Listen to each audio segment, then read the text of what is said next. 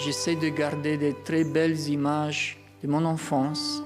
Mes souvenirs quand je suis loin ou quand je rêve à ce village, c'est le paysage et bien sûr mes parents et la famille.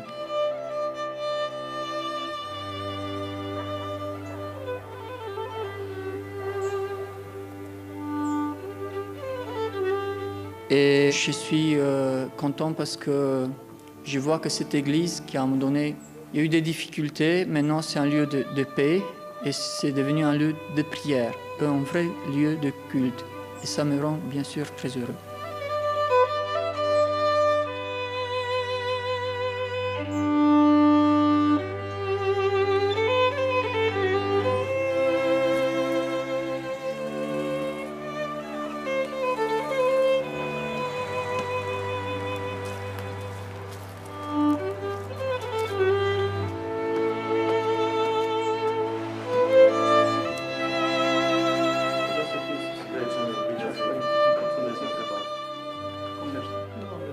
Je m'appelle Aline Sindia, je suis prêtre depuis 10 ans.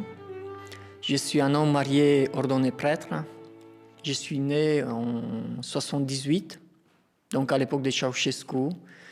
J'étais éduqué jusqu'à 12 ans dans l'école, dans le système qu'il avait à l'époque.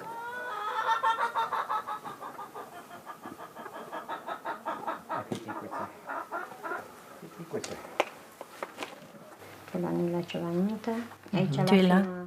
C'est pendant le mariage de ma belle-sœur Olympie. Ça, c'est les pionniers. Oui, les pionniers. C'est quand j'étais pionnière. Là, c'était avec le groupe. Là, tu es en 8e avec tes copines. Ici, c'est toi avec un camarade. Là, je suis à Paray-le-Monial. J'ai eu la chance de faire mon séminaire en France, 2 ans à Paray-le-Monial et puis 3 ans dans le séminaire de Paris, où j'étais vraiment d'une manière très fraternelle, accueilli et puis aussi éduqué. Des gens de la famille disaient qu'il est parti en France pour nettoyer les toilettes. Je leur ai répondu que j'étais fière de lui, même s'il faisait ça. Mais je ne crois pas qu'il est parti faire ça. Il est parti faire des études. Certaines personnes disaient ça pour m'offenser, mais c'est du passé. Maintenant, je suis fière.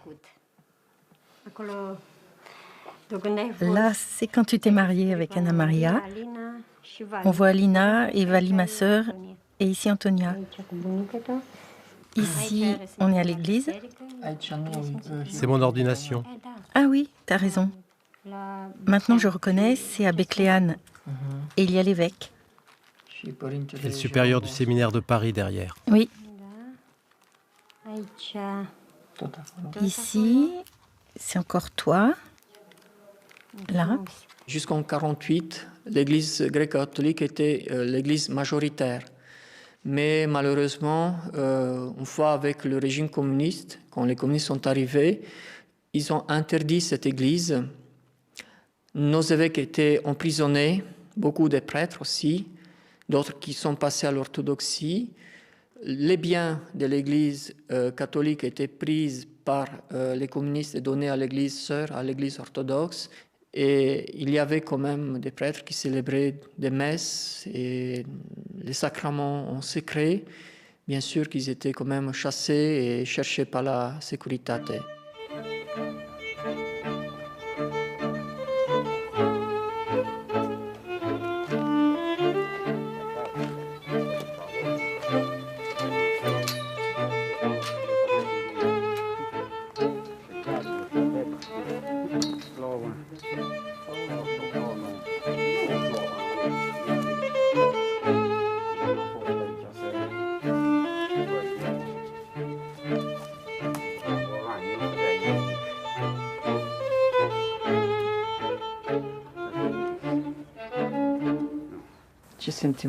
Comment tu te sens quand tu viens ici? Il a la peine. Ça lui fait la peine. Depuis qu'ils l'ont fermé, je ne suis plus entré. Je n'avais aucune raison d'y revenir. Sous le régime de Ceausescu, j'avais 17 ouvriers sous mes ordres. On faisait du pain pour la commune d'Avima, de Boyumare. En plus, on distribuait du pain à la Pujour, en Manèche, à Kupcheni. On travaillait sans arrêt, en 3 et 8, le samedi et le dimanche. Et ça a duré comme ça jusqu'à la Révolution. Le Parti communiste a obligé tout le monde à devenir orthodoxe. C'est pour ça que l'orthodoxie est devenue la seule religion après 1948. Après la Révolution, les gens commençaient à revenir à la religion catholique, mais avec beaucoup de disputes. La partie haute du village était entièrement orthodoxe, et on avait l'impression qu'ils nous regardaient très mal, comme avec de la haine.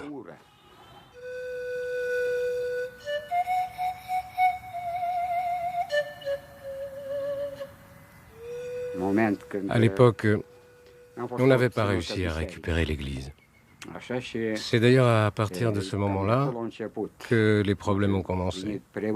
Un curé est venu de Cluj et on a célébré une messe juste ici. Pendant un été, on a célébré la messe ici même, sur cette terrasse. Pendant l'hiver, on faisait la messe chez nous, dans une chambre. Et c'est à partir de ce moment-là qu'ils ont commencé par fermer quelques dépôts de pain. Ils ont dit que ton pain n'était pas bon? Bien sûr que non. Le pain était recherché. Alors quelle était la raison? La raison, c'était seulement pour détruire. Parce que c'était catholique? Parce que c'était du pain catholique.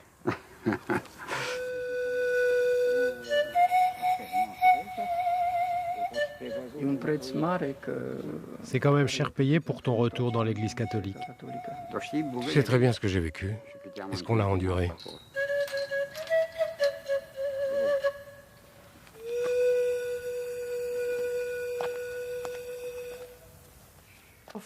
C'était difficile. On a traversé 5 années très difficiles. On a eu la chance qu'Aline a pu nous aider lui aussi à cette époque. Car autrement, on ne voyait pas comment s'en sortir. Un désastre.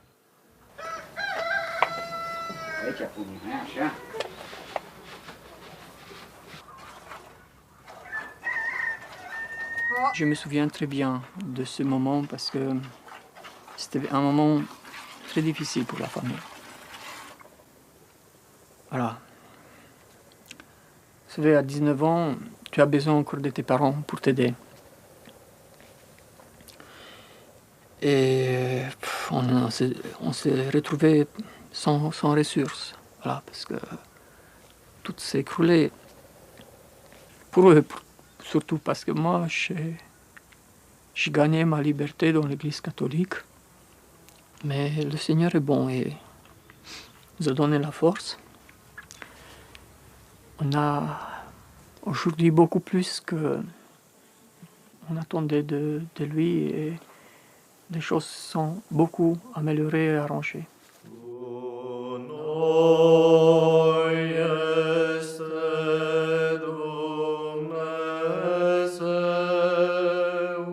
Après 9 ans, en 98, on a voulu reprendre notre église grecque catholique. Et bon, c'était pas très facile. Il y a eu des difficultés pour entrer dans la possession de cette église, mais avec la grâce de Dieu, on a réussi finalement.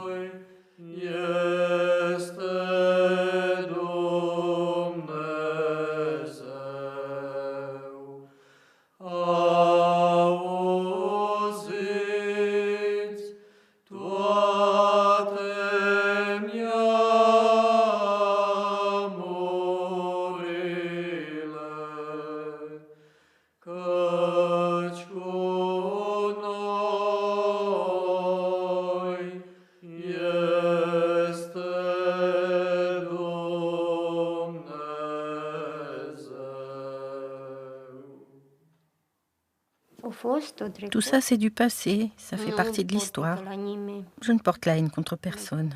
Ça n'a pas de sens.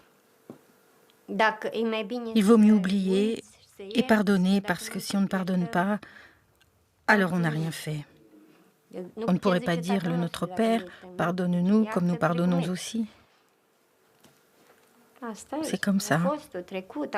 Aujourd'hui, ça fait vraiment partie du passé.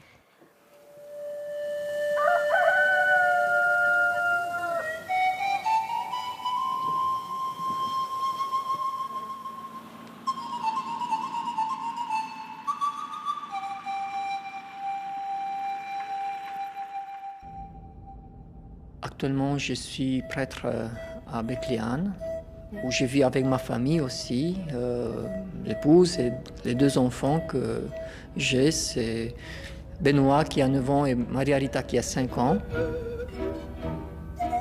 Le père Aline, aujourd'hui, dans sa mission pastorale, essaye de reconstruire un pays abîmé, blessé par le soviétisme et les années Ceausescu.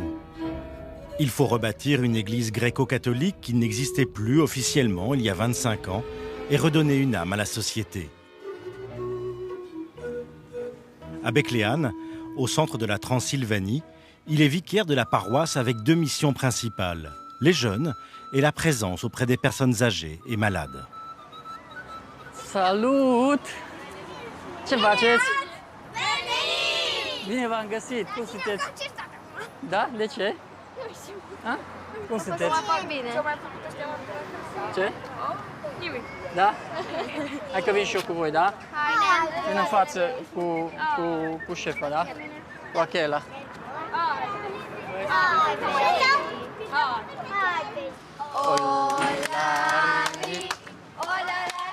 Le scoutisme à Bécléane n'existait pas il y a 5 ans. Ce sont les responsables des scouts d'Europe en France qui ont aidé l'église gréco-catholique à établir une nouvelle pédagogie pour la jeunesse, bien différente de celle de l'époque communiste.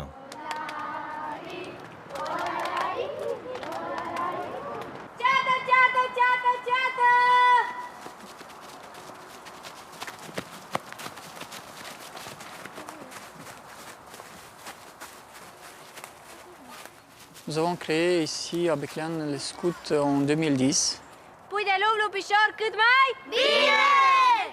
Aujourd'hui, il y a 30, 35, voilà. Mais chaque année, nous, on a la possibilité d'aller dans les écoles et promouvoir le scoutisme. În numele Tatălui și al Fiului și al Sfântului Spirit. Amin. Tatăl nostru, care ești în ceruri, sfințească-se numele Tău, vie împărăția Ta, facă-se voia Ta, precum în cer, așa și pe pământ.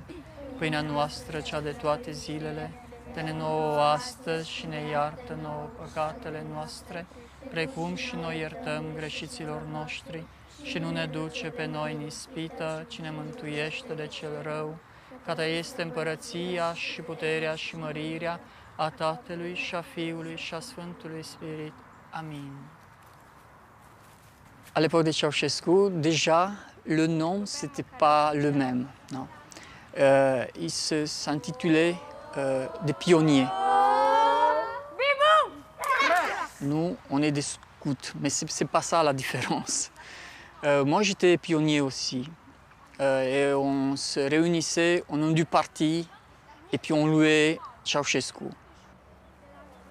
Je me rappelle que ma maman m'obligeait de mettre la cravate, la chemise blanche, tout, la ceinture, et aller au carré que les professeurs et puis les membres du parti organisaient pour nous. Donc je ne veux pas qu'avec nos enfants, on fait la même chose. On veut vraiment que c'est ce qui se passe ici qui les attire.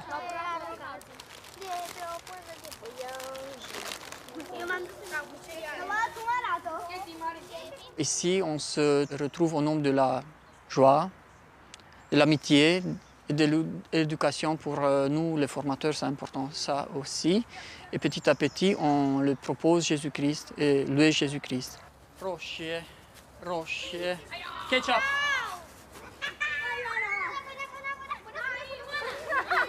C'est très important que les jeunes arrivent à voir que les jeunes un peu plus grands qu'eux croient en Jésus-Christ, qui vont à l'église, qui vont prier et que tout ça les rend heureux.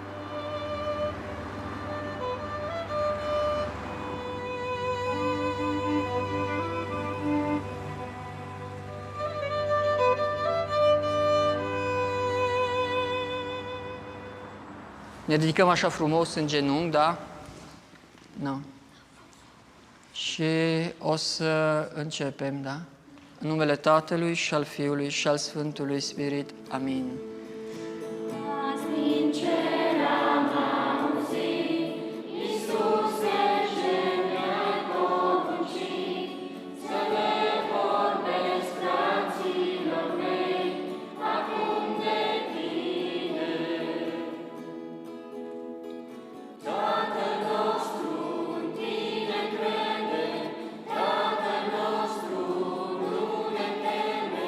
Je me dis que c'est clair que le monde d'aujourd'hui a besoin de spiritualité, que les gens d'aujourd'hui ont besoin vraiment, un besoin profond de connaître, d'approfondir leur foi. Et ça, je trouve que toutes les années que j'ai passées dans le séminaire et toutes les années de prière et tout ça, c'était pas seulement pour les homélies, faire des homélies, mais effectivement de passer du temps. C'est très important de passer du temps avec eux.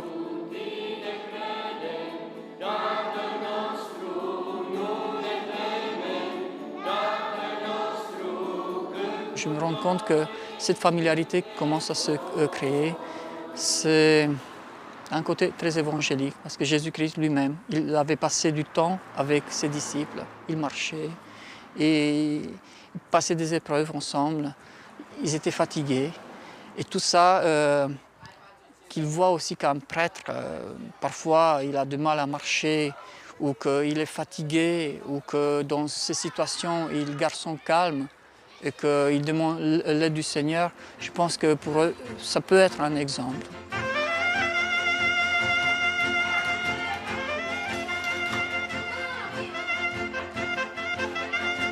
En Roumanie, le niveau de vie des familles est bas.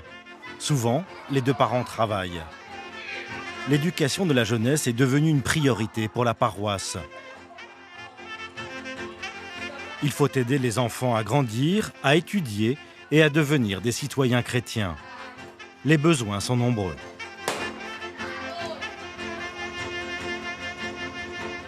On s'est rendu compte qu'il nous manque un espace adéquat pour toutes les activités, surtout en hiver. Donc on construit un bâtiment, c'est un patronage pour les jeunes en principal, mais aussi pour les personnes âgées qui sont dans la ville et voilà, qui pourront passer du temps ensemble dans le cadre de ce patronage.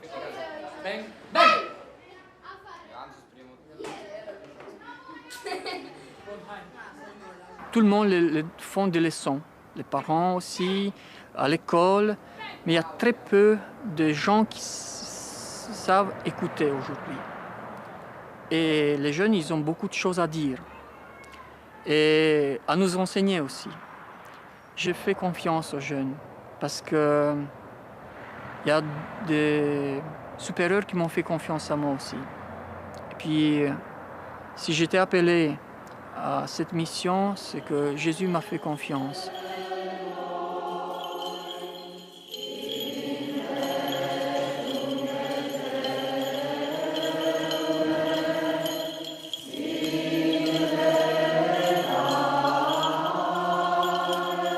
On est devenus des amis, une communauté entre les membres de laquelle il y a des liens, et des liens forts.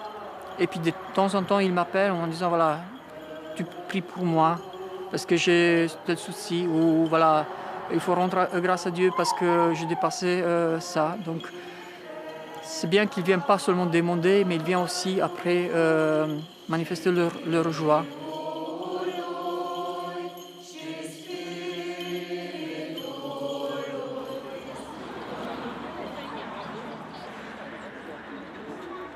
Les jeunes qui vont s'occuper des enfants, on les a suivis, on a vu leur capacité, on a découvert leur sérieuxité aussi et puis leur intérêt pour transmettre. C'est avec des jeunes comme ça qu'on travaille.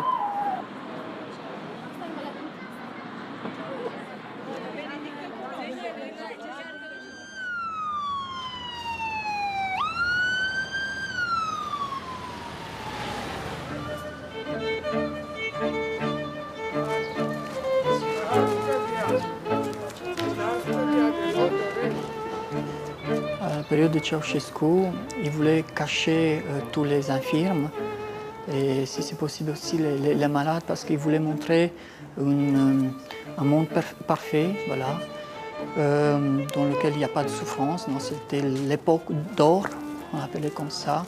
Tout était avec des grillages aux vitres. Ils vivaient ici d'une manière un peu difficile à voir.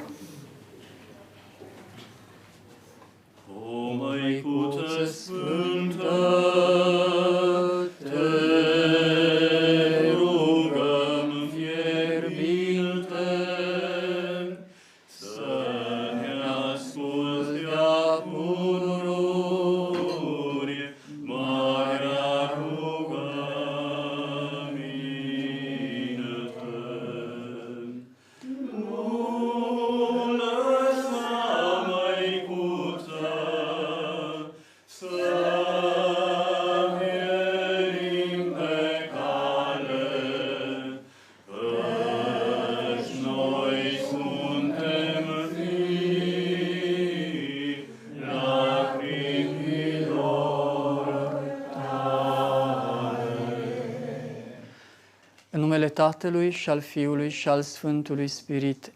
Amin.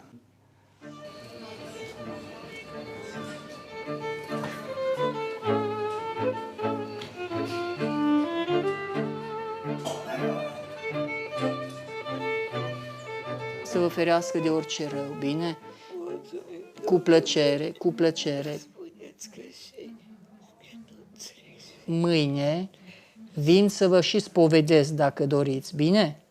Nu stați așa un pic să vă șterg ochii că ați... Une fois était arrivé que une dame, après la messe du soir à l'église, elle est venue me voir en disant, voilà, mon père, mon frère, il est malade dans l'hôpital et puis je lui ai donné l'onction des malades. Et au moment de la lecture de l'évangile, il a ouvert les yeux très très grands. Il y avait des larmes qui ont coulé. Puis, vers la fin, on sentait qu'il va partir. Et au fin de la prière, un deuxième « Je vous salue Marie », il a quitté ce monde.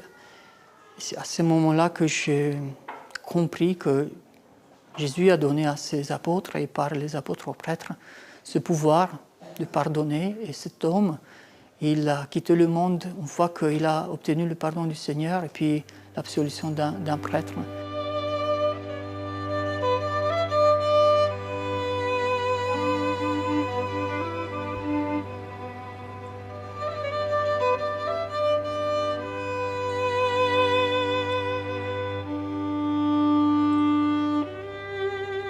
La situation à Bethléem avant 1948 et l'époque du communisme, il y avait une grande majorité de Grecs catholiques. Aujourd'hui, par contre, on a 70% de la population qui est orthodoxe. Ils ont construit une église centrale. Et puis, voilà, il y a notre église là-bas, tout au fond. Il y a l'église latine, l'église réformée. Il y a des pentecôtistes. Ils ont déjà 4 églises, ils sont en train de construire une autre. Quand je suis arrivé à Bethléem, j'avais suivi le conseil d'un de mes professeurs de Paris. J'ai posé la question une fois à table, comment faire l'écuménisme dans un pays où les blessures sont encore ouvertes. Il m'a dit par des amitiés. Et à partir de cela, on a essayé. Moi, j'ai essayé de m'approcher de chaque pasteur, prêtre aussi de la ville, pour dialoguer. Avec certains, c'était facile, et puis on est même des amis, mais il y a d'autres avec lesquels c'était très difficile, justement avec les orthodoxes. C'est seulement cette année qu'on a réussi à faire une action charitable ensemble avec les orthodoxes, et je me réjouis pour cela. Ce rapprochement entre les deux prêtres a pris corps autour de l'aide à un jeune enfant orthodoxe atteint de leucémie. Il a fallu le soigner en Allemagne et le remboursement des frais n'est pas pris en charge par le système de santé roumain. T'as des nouvelles d'Alex ? Il va bien. Il suit son traitement. Il a des soins encore jusqu'en novembre et il peut avoir soit 2 bonnes ou 2 mauvaises semaines. Ça suit son cours et les médecins disent que le traitement va pour le mieux. Tu sais, je suis très content d'entendre ces nouvelles de ta part. Ce sont de très bonnes nouvelles. C'est mon petit fidèle et je voudrais de tout cœur l'avoir à nouveau dans l'Église, qu'il soit enfin avec nous. Nous sommes heureux d'avoir pu lui venir en aide ensemble et nous espérons que le bon Dieu nous le retournera à la maison sain et sauf. C'est vrai que l'histoire nous a séparés, mais il y a d'occasions aussi de se rapprocher. Et justement, cette campagne pour Alex nous a approchés autant, même si voilà, c'est Jésus-Christ qui doit nous rapprocher beaucoup plus, mais c'est une occasion par lui, par l'image de ce souffrant, de s'approcher et puis d'établir une relation normale que doit exister entre les différentes églises de la ville de Bethléem, mais aussi dans la vie des églises en général.